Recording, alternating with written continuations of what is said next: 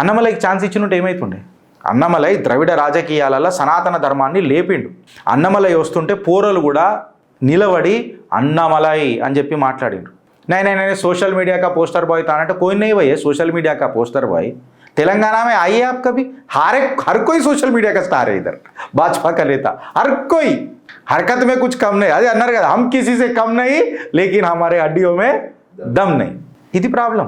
ముంగడ పోతున్న దాన్ని చేయబెట్టి గుంజుడు ఏమా గిరీష్ మళ్ళీ నిన్న నువ్వు ఏదో వర్జన్ చెప్పినావు అన్నట్టు. అది వర్జన్ కాదురా నాయన, అది నా ఆలోచన, అది కేవలం నా ఆలోచన. ఆ ఆలోచన నిజమా కాదా నాకు తెలియదు.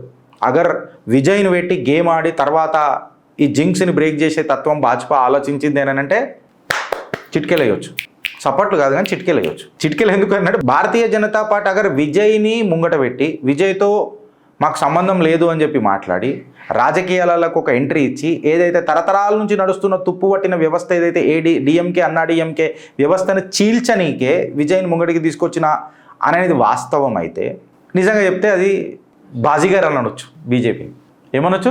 బాజీగర్. హార్కే జీతనే వాళ్ళకు క్యా కైతే భయ్ బాజీగర్ అని అంటారు.